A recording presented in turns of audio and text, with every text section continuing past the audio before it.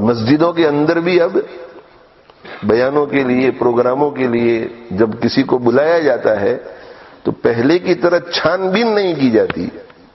Committee والوں کو پتہ ہی نہیں ہوتا کہ کون ہے. ائمہ حضرات جو ہیں یا تو ان کی چلتی نہیں یا یہ کہ وہ اس کی فکر نہیں کرتے.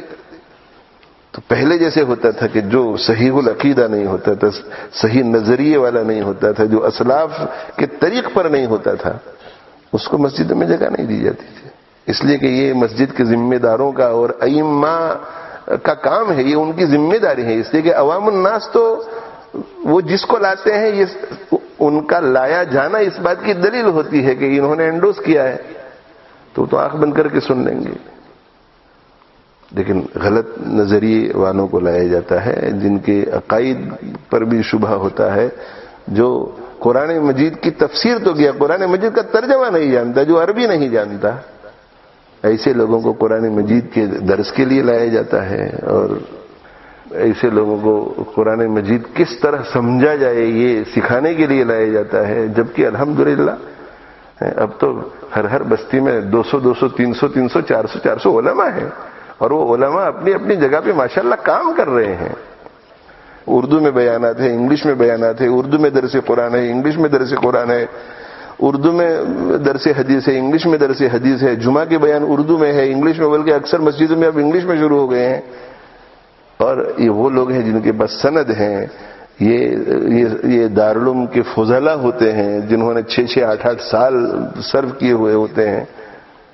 تو ان کے ہوتے ہوئے بالکل اجنبی جس کا بیک گراؤنڈ معلوم نہ ہو، کون ہے کون نہیں ہے، اس کے چہرے کے اوپر داڑھی ہے داڑھی نہیں ہے، داڑھی ہے تو شرعی ہے غیر شرعی ہے.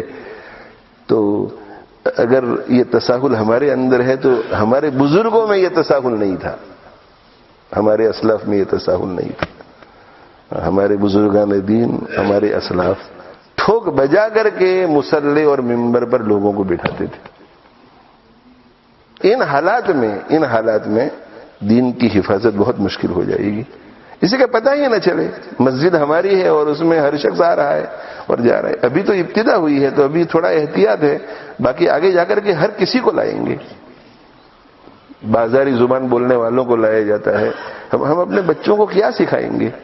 اور یہ جو ایک ذہن بنا ہوا ہے کہ ایسے شخص کو لے آؤ جو پبلک کو اٹریکٹ کر سکے، جو کراؤڈ پولر ہو، اور اگر اوپر نیچے دائیں بائیں آگے پیچھے سب فل ہو جائے، اس کا مطلب یہ ہے کہ پروگرام کامیاب رہا. نہیں، پروگرام کی کامیابی یہ ہے کہ اس کی زبان سے نکلی ہوئی باتوں نے کتنے دلوں کو دستک دی ہے، اس کی زبان سے نکلی ہوئی باتوں نے کتنی زندگیوں میں تبدیلی پیدا کی ہے. مسجد کے ذمہ دار ائمہ علماء، ان کی خدمت میں بھی میری گزارش ہے، بہت لجاجت کے ساتھ میں عرض کر رہا ہوں کہ اللہ کے لیے اللہ کے واسطے اپنے دلوں کے اندر مرنے کے بعد کی زندگی کا خوف پیدا کرو. نہ ہو کامیاب پروگرام ہماری مسجد میں، کوئی حرج نہیں. 200 آدمی آ جائے، 100 آدمی آ جائے، 25 آدمی آ جائے، 50 آدمی آ جائے، کوئی حرج نہیں. مگر پروگرام ایسا تو ہوگا جس سے اللہ راضی ہو رہا ہے. کسی فاسق فاجر کو آپ لا کر کے بٹھا دیتے ہیں، چاہے پوری مسجد بھر جائے مگر اللہ ناراض ہے. غلط نظریے والا آدمی آ کر کے مسجد میں بیٹھ گیا، چاہے پورا شہر امنڈ کر آ جائے مگر اللہ ناراض ہے. تو دنیا کی چند دنوں کی واہ واہ کے لیے ہم آخرت کی جو ہماری کامیابی ہے اسے ہم کیوں قربان کرتے ہیں؟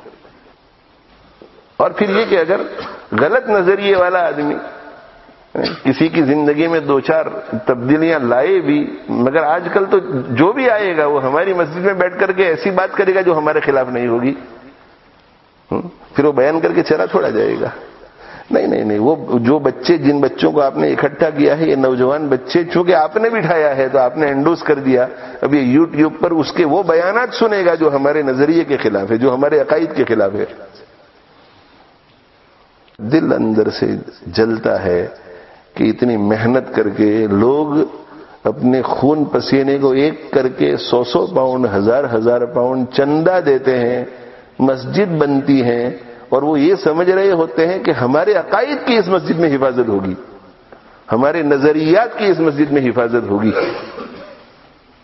اور وہاں پھر ہم انہی چندہ دینے والوں کی ساتھ بے وفائی کریں اور ایسے لوگوں کو لانا شروع کر دیں کہ جن کی وجہ سے ہمارے بچوں کے نظریات نے پورے ملک ملکی سطح پر نظر کر کے کہہ رہا ہوں.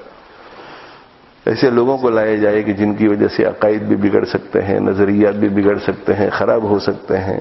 یہ ذرا سوچنا چاہیے. ایسے علماء کو آپ لائیں گے مسجد میں جن کے پاس علم تو ہے مگر عمل درست نہیں, اور ان کا عمل جو درست نہیں ہے وہ سوشل میڈیا پہ گھومتا ہے. ایک تو ہے نا کہ کسی کا عمل درست نہیں ہے, پرائیویٹ روم میں غلط کام کرتا ہے, عمل پوری دنیا میں گھومتا ہے اس کا عمل, اور ان کو آپ لا کر کے ممبر پر بٹھائیں گے تو جن کو آپ نے ان کے سامنے بٹھایا ہے ان کو آپ کیا کہنا چاہتے ہیں کہ ان کا وہ عمل جو سوشل میڈیا پر گھوم رہا ہے وہ قابل تقلید ہے اور جائز ہے, آپ وہ کام کر سکتے ہیں. بس ایک درد ہے. اللہ کا بڑا احسان ہے کہ جس جگہ پر دین کا کام ہوتا ہے, ترقی ہوتی ہے تو خوشی ہوتی ہے. کبھی بھی دل میں ایسا خیال نہیں آتا کہ یہ اسلامک دعوی اکیڈمی کے پیچھے رہے ہر شخص, آگے کوئی نہ نکلے. ہاں, درد کب ہوتا ہے؟ درد جب کوئی غلط طریقے سے کام کرتا ہے. درد تب ہوتا ہے جب ہمارے خیال کے مطابق ہمیں ایسا محسوس ہوتا ہے کہ اس میں دین کا بہت بڑا نقصان ہوگا. آج نہیں تو 10-20 سال کے بعد آپ اس کا احساس کریں گے جو میں کہہ رہا ہوں. 10-20 سال کے بعد اپنی جب نسلوں کو کھو دیں گے آپ, اس وقت آپ کو احساس ہوگا کہ ہم کھو چکے ہیں انہیں.